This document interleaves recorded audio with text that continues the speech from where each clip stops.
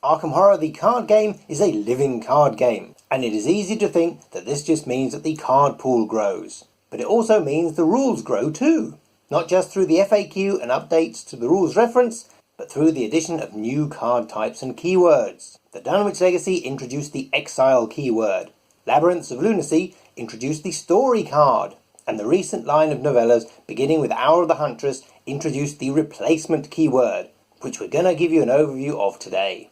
Each of the books comes with an investigator and a full set of cards for them. There is also a rule card included in every one, so it looks like you can buy any of the books and get up to speed with how to use your new cards. The new investigator's main card will still only mention that investigator's original signature cards under deck building requirements. The only place you will see that something has changed and that you now have some new options is on the signature cards themselves. Both the bonus card and the weakness now have the replacement keyword on them, right after this investigator deck only. So, without padding out this exceptionally short video any longer, let's get to the point. You have three options when building a new deck for one of these investigators, and we'll use Jenny Barnes as an example, as she was the first investigator to get a new upgrade in Hour of the Huntress. You can build your Jenny deck the exact same way that you have always done, with the mandatory original cards listed in her requirements. The new signature cards are not compulsory replacements. They aren't errata or a forced effect in the game. Just because you own the new cards does not mean you are compelled to use them. Option number 2. You can literally replace both the original signature cards with the new ones. Your deck size won't change and you get to try out something new. But you must replace both cards at once. You can't mix and match having one old and one new. If you're replacing and removing, it is all or nothing.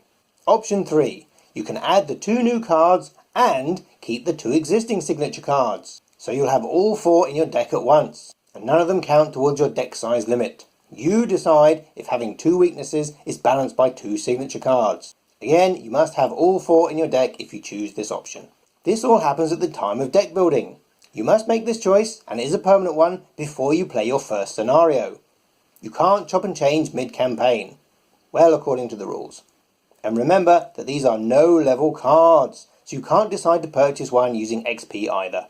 So those are your new options, and that is how the new replacement keyword works. You are free just to buy the novella version of an investigator and play that alone.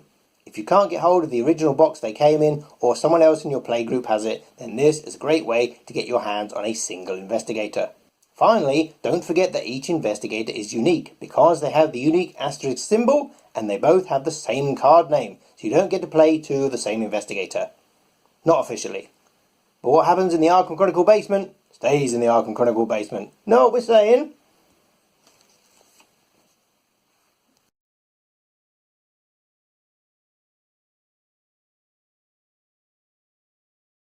Firstly, you can ignore the new cards altogether. You can build your Denny...